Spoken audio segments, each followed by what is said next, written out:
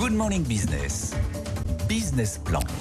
Et à 7h45 tout juste, nous sommes avec Marc Olivier, le délégué général de la FEVAD. Bonjour. Bonjour. Pour essayer de voir avec vous un peu comment va le e-commerce. On sait que l'an dernier, c'est dans votre rapport, il y a un petit tassement, notamment sur les produits physiques, moins 7%, parce qu'il y avait eu la folie si je puis dire, des mois Covid où tout le monde s'était rué sur les sites de e-commerce.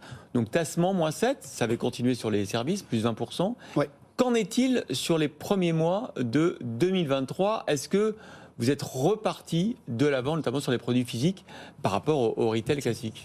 Oui, vous l'avez dit, le Covid a vraiment perturbé complètement le commerce. Il y a toute une partie du commerce physique qui s'est reportée sur le commerce Internet, notamment sur les ventes de produits. Les services étaient différents. Au contraire, il y a eu vraiment une chute très importante. Ouais. Et donc, ce à quoi on a assisté, c'est une sorte de décrue un peu post-Covid, mais on reste sur des niveaux qui sont bien sûr bien plus élevés que ceux d'avant le Covid. Et aujourd'hui, on repart. Il y a une stabilisation. Et aujourd'hui, on repart sur un mouvement de croissance, alors qui est moins important, mais on revoit partir à la hausse les ventes. On est toujours sur un retard des PME, des petits commerces, où ça commence quand même maintenant à rattraper le retard. Alors, ça s'améliore. Le Covid, de ce point de vue-là, a accéléré un petit peu le mouvement. On a dans le rapport qu'on publie, c'est un rapport en fait où on compile toutes les données pendant toute l'année. Et on essaye de les réunir pour essayer de donner une vision 360 degrés. Et ce qu'on voit aujourd'hui, c'est qu'on a de plus en plus de commerces de proximité aujourd'hui qui utilisent aussi Internet en complément du magasin pour essayer de faire rimer proximité et modernité. Et c'est très apprécié des clients. On voit dans le rapport qu'il y a de plus en plus de Français aujourd'hui qui souhaitent effectivement que leur commerce de proximité propose ce prolongement finalement du magasin qui le rend accessible tout le temps, quoi.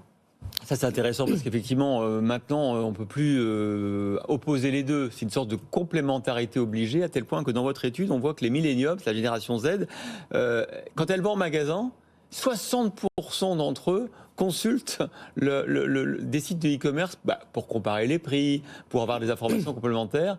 Donc c'est vraiment une expérience 360 pour les consommateurs maintenant. Tout à fait. Alors on est vraiment sur la génération connectée. Ouais. Ils achètent beaucoup sur Internet et ils adorent les magasins. Ils aiment beaucoup aller en magasin, mais c'est vrai que même quand ils sont en magasin, ils restent connectés et ils vont regarder effectivement les sites de e-commerce dans le magasin, de la même façon qu'ils utilisent beaucoup les réseaux sociaux, qui les influencent beaucoup sur leurs achats. Et donc c'est une génération particulière qui est connectée, qui est engagée aussi. Beaucoup d'achats, par exemple, de produits reconditionnés. On est à 2 jeunes sur 3. Ils sont engagés, mais ils font beaucoup aussi d'achats de fast fashion.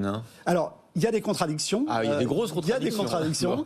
Alors, c'est pas toujours les mêmes non plus, mais c'est parfois les mêmes. Et c'est vrai qu'on a ce chiffre quand même impressionnant, qui sont 2 tiers des jeunes 15-25 qui ont acheté un produit d'occasion ou reconditionné au cours des 12 derniers mois.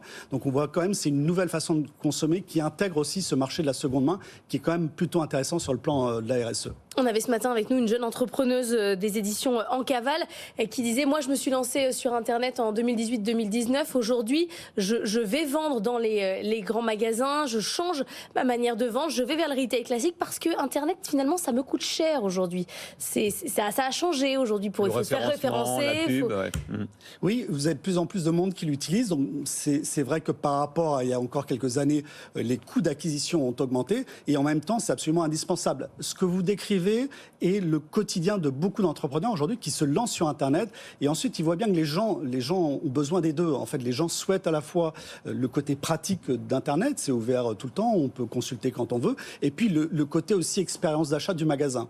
Et donc les jeunes qui se lancent aujourd'hui commencent avec Internet, mais très rapidement ils ouvrent aussi des magasins pour répondre à cette attente de la clientèle qui est vraiment de pouvoir bénéficier du meilleur des deux. Bon, comment vous pensez que le monde du e-commerce va évoluer dans les prochaines années avec cette génération Z qui est très connectée et qui challenge les deux canaux de distribution, avec la pub, on le disait, qui devient de plus en plus cher, le référencement qui devient de plus en plus cher. Vous n'avez pas peur que ce soit des freins à un moment donné, qu'on va trouver une zone de stabilité entre les deux? Non, parce que c'est une attente très forte aujourd'hui des clients. C'est rentré dans les habitudes de consommation. Les gens souhaitent pouvoir avoir ce prolongement du magasin. Et je dis le prolongement parce qu'en fait, pour répondre à votre question, c'est la disparition du e-commerce. Le e-commerce est en train de se diffuser à l'ensemble du commerce. Ça ne veut plus rien dire, en fait. Et exactement. Ouais. Et la frontière, vous savez, on avait l'habitude d'opposer l'un et l'autre, de les analyser séparément. Aujourd'hui, si vous voulez, plus de la moitié des grands sites de e-commerce sont des magasins. C'est le commerce, Leclerc, vous avez Fnac. Vous savez qu'au Japon, par exemple, il n'y a plus rien dans les magasins, il n'y a pas de stock, parce que les gens vont dans les magasins pour avoir leur expérience. C'est un showroom, quoi. Et un showroom, et après, on commande pour eux, et ils sont livrés 1 heure après à leur domicile. Exactement, c'est du commerce serviciel, c'est-à-dire vous avez à la fois l'expérience client de voir le produit, d'avoir le conseil, d'avoir l'ambiance du magasin, et puis ensuite vous êtes livré chez vous, et donc vous bénéficiez du côté pratique aussi d'Internet. Ouais. Il faut penser aussi au fait qu'Internet démocratise l'offre. Lorsque vous êtes dans une zone rurale, par exemple, vous avez exactement la même offre que si vous habitez dans le centre de Paris. Et donc ça, c'est intéressant aussi de voir cette offre qui se diffuse et qui se démocratise à l'ensemble des Français. Merci beaucoup Marc Lolivier, directeur général de la FEVAD.